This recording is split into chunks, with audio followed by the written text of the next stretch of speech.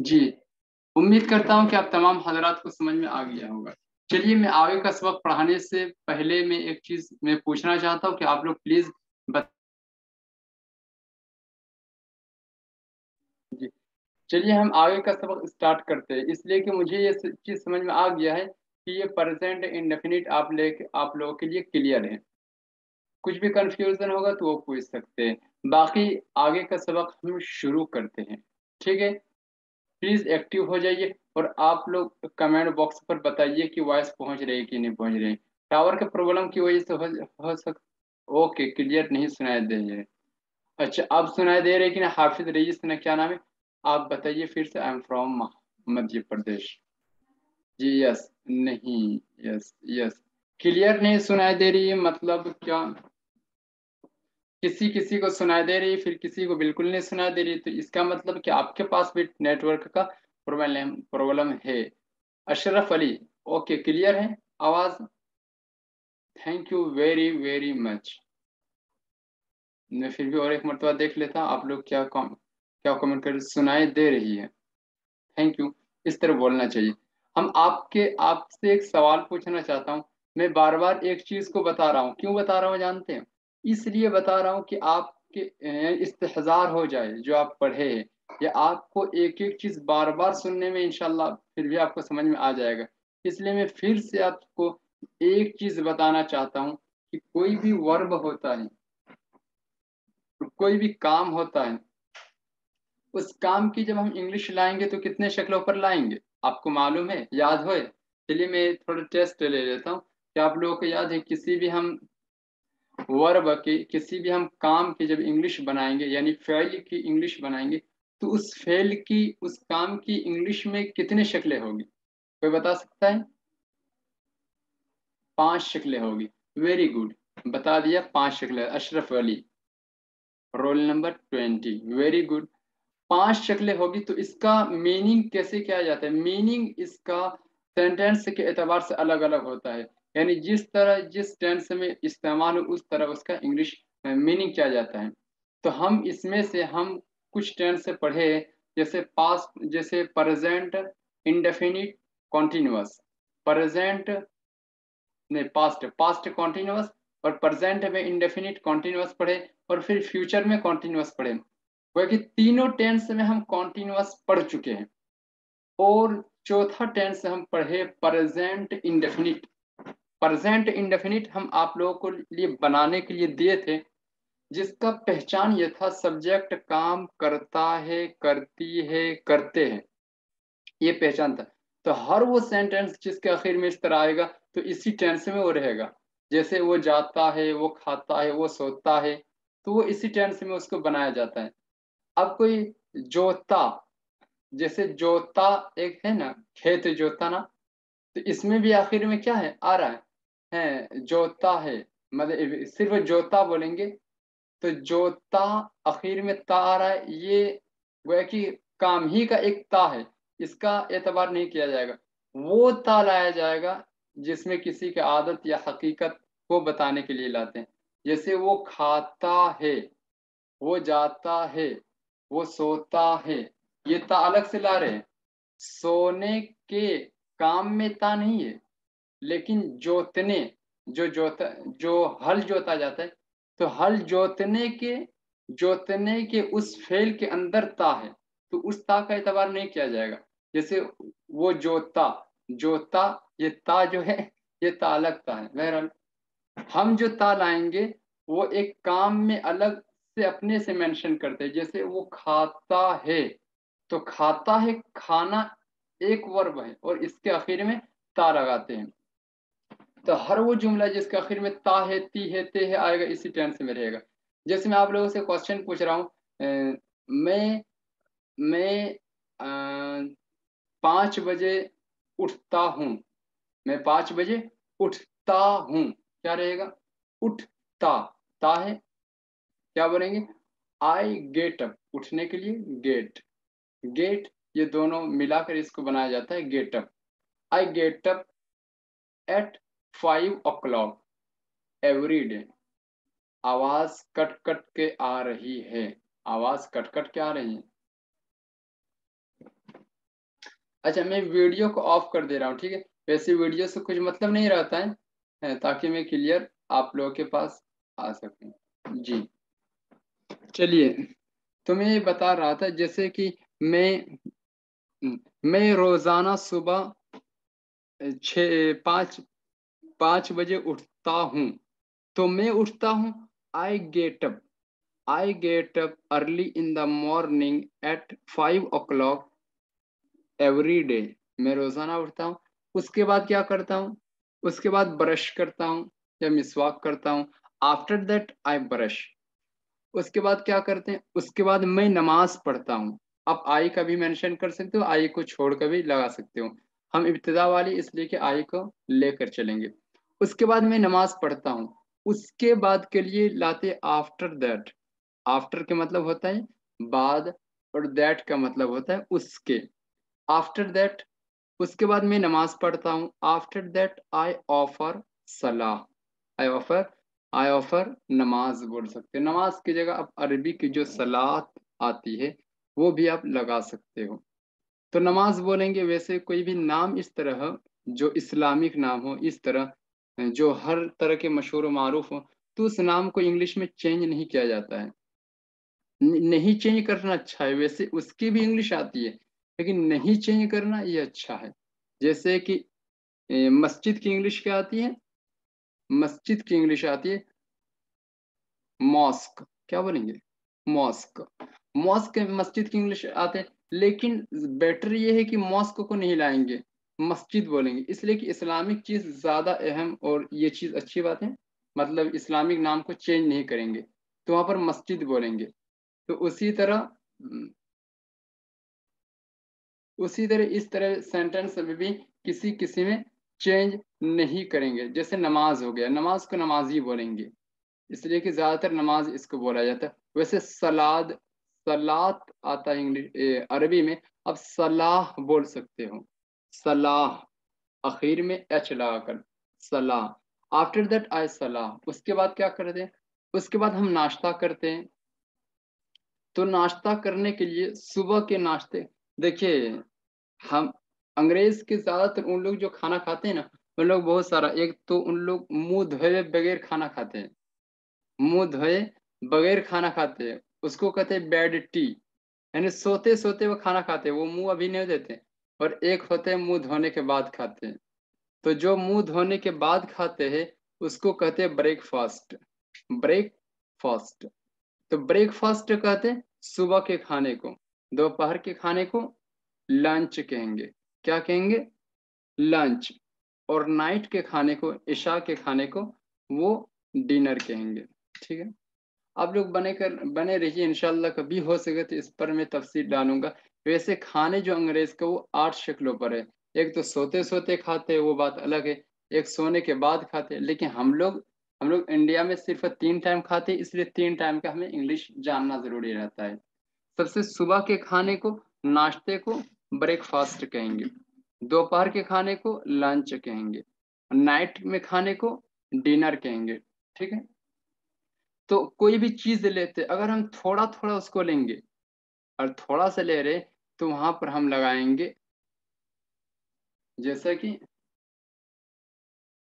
जैसा कि ब्रेकफास्ट करते हैं, तो ब्रेकफास्ट को हम टेक टेक के साथ यूज करेंगे। जैसे कि उसके बाद मैं नाश्ता करता हूँ, तो नाश्ता के लिए ब्रेकफास्ट लाएंगे। और करना की इंग्लिश टेक का यूज करेंगे। After that I take breakfast. उसके बाद में नाश्ता करता हूँ। फिर मैं पढ़ने बैठ जाता हूँ। फिर मैं उसके बाद मैं पढ़ाता हूँ 6 बजे से 12 बजे तक। आफ्टर दैट उसके बाद मैं पढ़ाता हूँ। After that I teach from 6 to 11। उसके बाद मैं 6 बजे से 11 बजे तक पढ़ाता हूँ।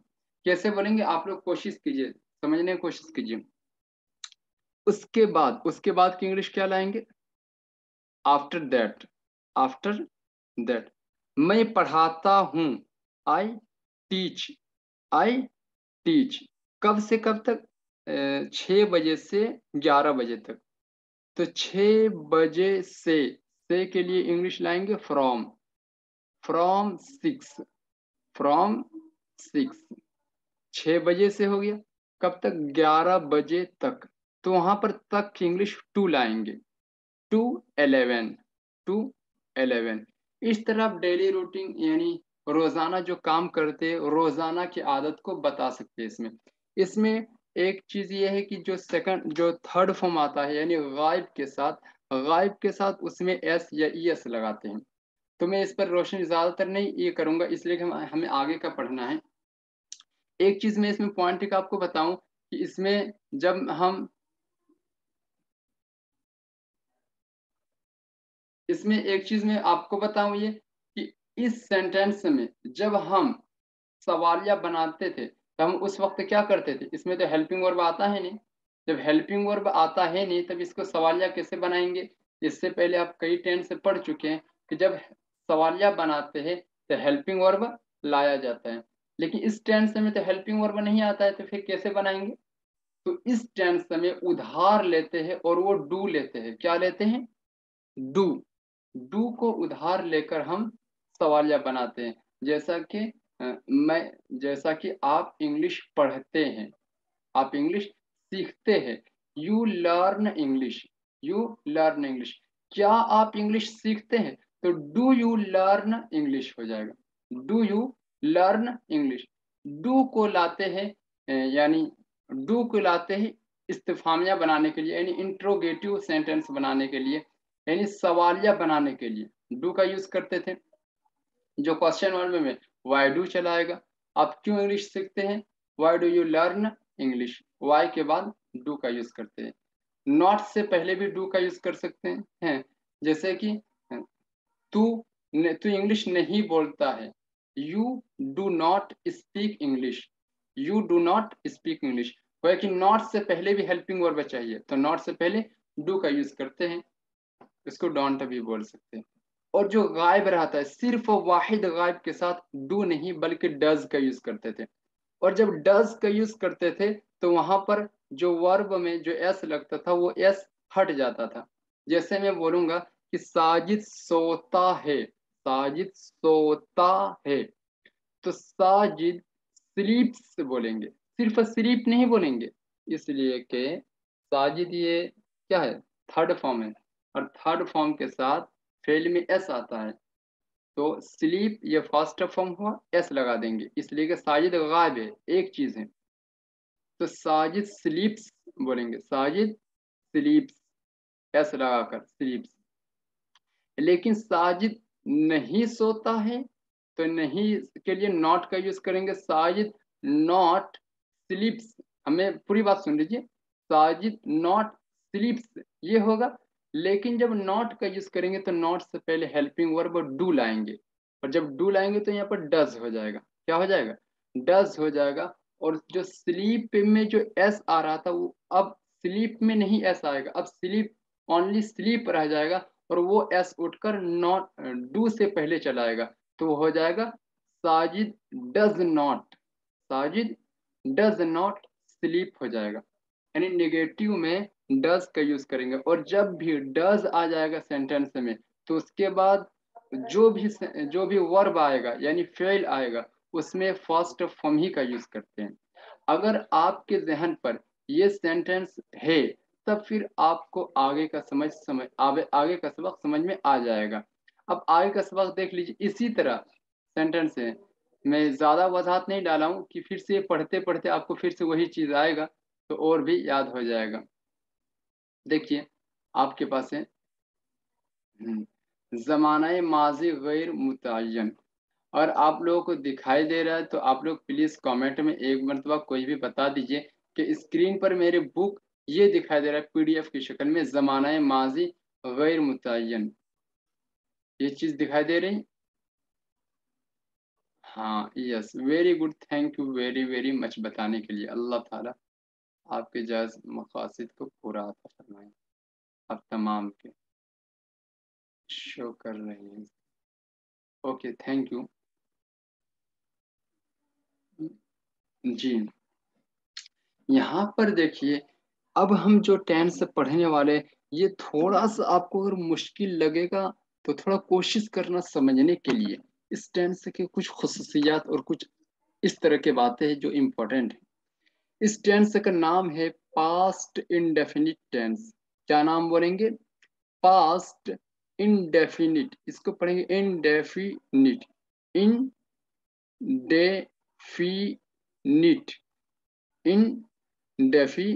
Indefinite tense. क्या बोलेंगे? Tense, past indefinite tense.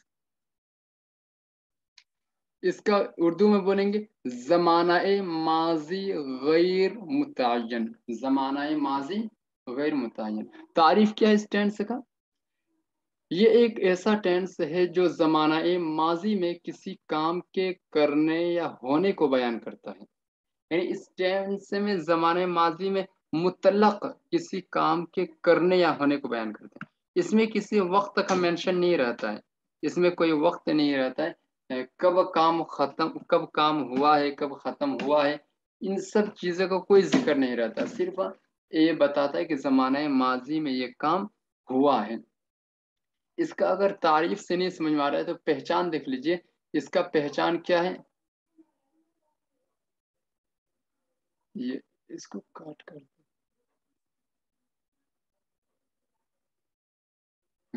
इसका पहचान है सब्जेक्ट ने काम किया, सब्जेक्ट ने काम किया या काम किया था।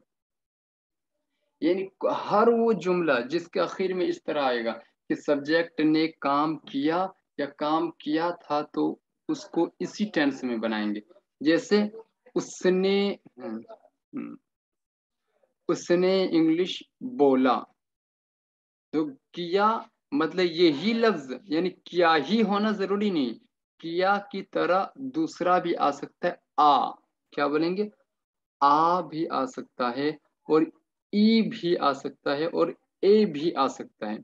जैसे उसने इंग्लिश बोला, तो बोला ये भी इसी टेंस में रहेगा, आखिर में आ रहा है।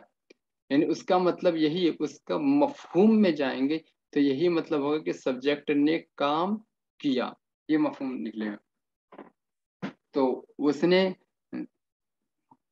उसने इंग्लिश बोला, क्या बोलेंगे?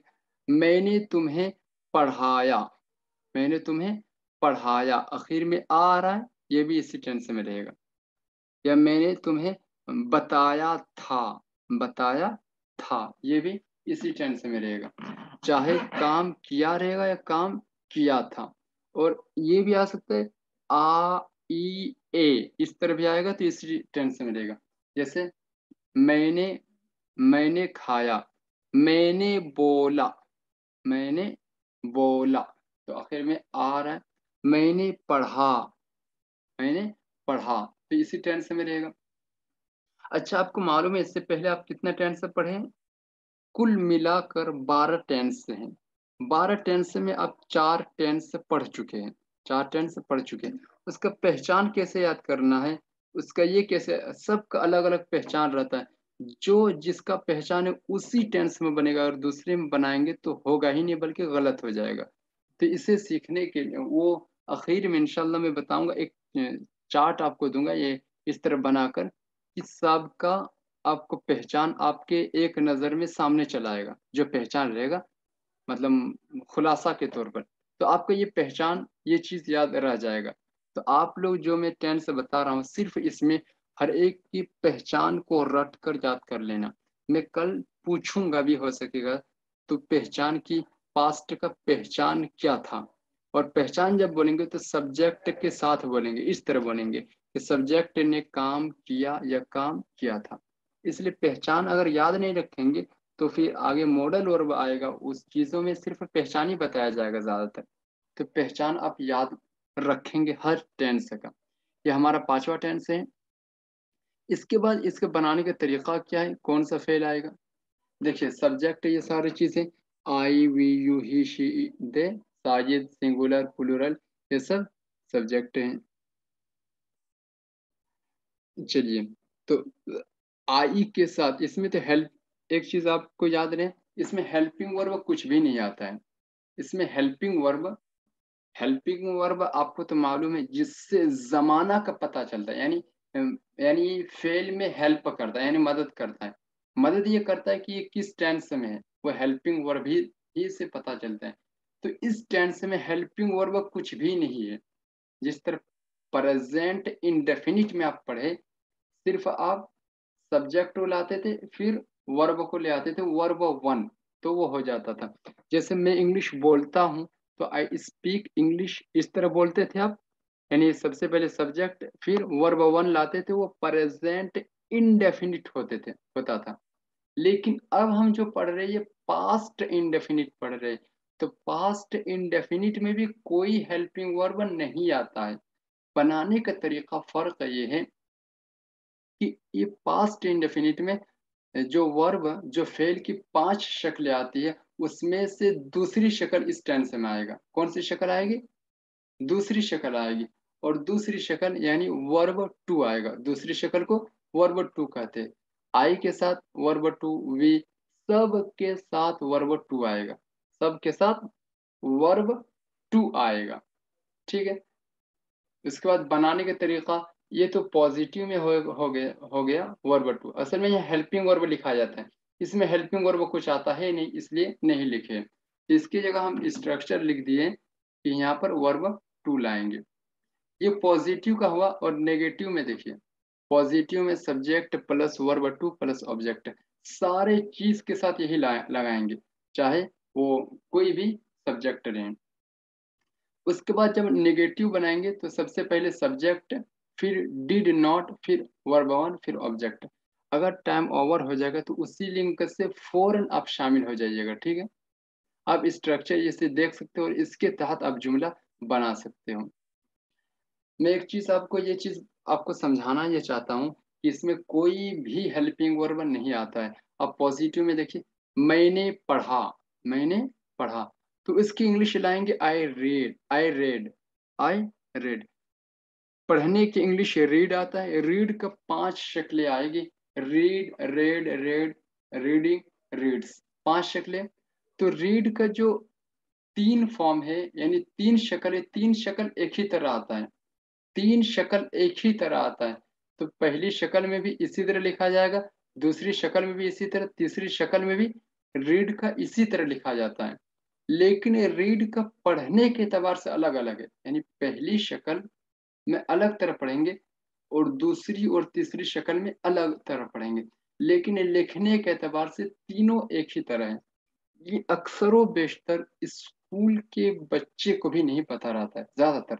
यानी रीड को, पहली शक्ल को रीड पढ़ेंगे और दूसरी शक्ल को रेड पढ़ेंगे। Red, red, red. जिस तरह लाल रंग के लिए रेड नहीं आता है, उसी तरह इसको भी रेड ही पढ़ते हैं। लाल कलर के लिए रेड लाते हैं, उसी तरह रीड, रेड बोलते हैं। सेकंड फॉर्म को भी रेड और थर्ड फॉर्म को भी रेड ही बोलते हैं। तो आई रेड पढ़ेंगे इसलिए कि ये सेकंड फॉर्म है। उसके बाद हम सब दौड़े, दौड़ना के लिए हम सब दौड़े। तो दौड़े के लिए फर्स्ट फॉर्म आता है रन, और सेकेंड फॉर्म आता है ए के साथ, वी रैन। इसको पढ़ेंगे वी रैन, रैन, हम सब दौड़े। तूने इंग्लिश बोला, तूने इंग्लिश बोला। तो यू बोलने के लिए फर्स्ट फॉर्म आता है स्पीक, क्या आता है? एस पी ई ए के, स्पीक आता है। लेकिन सेकंड फॉर्म स्पॉक आता है। क्या आता है? स्पॉक। तो बोलेंगे तूने इंग्लिश बोला, you spoke English, you spoke English, ये बोलेंगे। टाइम ओवर हो जाएगा तो प्लीज, अगर 1 मिनट या 2 मिनट अगर लेट हो तो कोई बात नहीं, अब फिर से ज्वाइन हो जाना।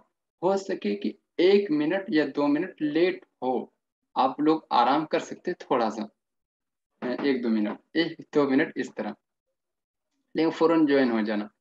तूने इंग्लिश बोला, यू स्पॉक इंग्लिश। स्पॉक क्यों आया? इसलिए कि स्पॉक ये फेल की दूसरी शक्ल है, और माजी में फेल की दूसरी ही शक्ल का यूज करेंगे इंडेफिनिट में, और प्रेजेंट इंडेफिनिट में पहली शक्ल का यूज कर रहे थे। तुम सब ने लिखा। तो लिखने के लिए 5 शक्ल कोई बता सकता है? बताइए ना प्लीज, चैट बॉक्स में कोई बताइए।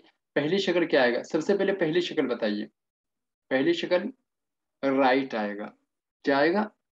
राइट। पहली शक्ल राइट और दूसरी शक्ल रोट आएगा। क्या आएगा? असल में ये डब्लू पढ़ा नहीं जाता, सिर्फ लिखा जाता है, रोट आएगा। और तीसरी शक्ल राइटिंग, तीसरी शक्ल रिटर्न आएगा। क्या आएगा? रिटर्न। और चौथी शक्ल राइटिंग आएगा। और पांचवी शक्ल राइट्स आएगा। पांचवी शक्ल राइट्स आएगा। तो ये 5 शक्लें आई। तो ये तो इंडेफिनिट टेंस है, इसमें वर्ब टू का यूज करते हैं। देखिए सबसे ऊपर में स्ट्रक्चर में लिख दिया, structure subject plus verb two plus object. तो यहाँ पर वर्ब टू का यूज करेंगे, तो वर्ब टू क्या आएगा? रोट आएगा। तो यू रोट, तूने लिखा। Very good, thank you. है उसके बाद क्या? उसने खाना खाया। तो खाने की इंग्लिश 5 आती है, ईट, एट, ईटन, ईटिंग, ईट्स। 5 शक्लें आती है। तो 5 शक्लों में से यहाँ पर यूज करेंगे एट। दूसरी शक्ल ईट एट, एट। तो दूसरी शक्ल एट आता है। ही एट फूड, ही एट फूड। तो ही एट फूड, उसने खाना खाया। वो सोई थी, वो सोई थी। ये पहचान है, सब्जेक्ट ने काम किया या काम किया था। किया था ये भी यूज कर सकते हैं। इसलिए वो सोई थी, वो सोई थी। ई मैंने बोला था, आ ई ए आएगा तो इसी में रहेगा, वो सोई थी। तो ही शी स्लेप्ट, स्लीप का दूसरी शक्ल स्लेप्ट आता है। तो वो सोई थी। वो सब गए थे। तो दे वेंट। जाने की इंग्लिश पहली शक्ल आती है गो, दूसरी शक्ल वेंट, तीसरी शक्ल गॉन, चौथी शक्ल गोइंग, पांचवी शक्ल गोज। तो दूसरी शक्ल है गो का वेंट। ये यानी गैर अल्फाज से है, गो है। और गो का दूसरी शक्ल वेंट आएगा। बिल्कुल लफ्ज बदल जा रहा है। मिन गैरी लफ्ज ही, मिन फी गैरी लफ्ज ही क्या आता है? मिन गैरी लफ्ज ही। बहरहाल, तो फर्स्ट फॉर्म आता है गो, लेकिन सेकंड फॉर्म आता है वेंट। तो इसलिए वेंट लाएंगे। दे वेंट, वो सब गए। प्लीज रिज्वाइन हो जाना, फौरन ज्वाइन हो जाना अगर टाइम ओवर हो जाएगा। साजिद साजिद नमाज पढ़ा था। तो पढ़ने के लिए इंग्लिश ऑफर आता है। तो सेकंड फॉर्म ऑफर्ड, ऑफर्ड ये सेकंड फॉर्म हुआ। ये इसका मतलब होता है असल में अदा करना। तो साजिद ने नमाज अदा की। तो साजिद नमाज पढ़ा था, साजिद ऑफर्ड नमाज। अगर आप ये पूछ रहे कि यहाँ पढ़ने के लिए रीड का यूज क्यों नहीं किया? पढ़ने के लिए तो रीड आता है, स्टडी आता है, सीखने के लिए लर्न आता है, लेकिन आपने ऑफर्ड का यूज किया। तो नमाज पढ़ने के लिए आप ऑफर का यूज कर सकते हैं। असल में इसका मीनिंग नमाज पढ़ा, जो लिखा उसी का इंग्लिश नहीं बनाएंगे तब भी कहीं कहीं चलेगा। उसका मफहूम ये है कि साजिद ने नमाज अदा की, साजिद ने नमाज अदा की। तो यहाँ पर ऑफर्ड का भी यूज कर सकते हैं। सूरज आसमान में चमका था। सूरज आसमान में चमका ये भी बोल सकते हैं, और चमका था ये भी बोल सकते हैं। तो हो जाएगा द सन। चमकने की पहली शक्ल आती है शाइन। क्या आती है? शाइन। दूसरी शक्ल शॉन, तीसरी शक्ल शॉन। और चौथी शक्ल शाइनिंग। और पांचवी शक्ल शाइनीज। यानी 5 शक्लें आएगी तो दूसरी शक्ल शॉन हो जाएगा। दूसरी शक्ल शॉन हो जाएगा। तो the sun shone in the sky. सूरज आसमान में चमका था।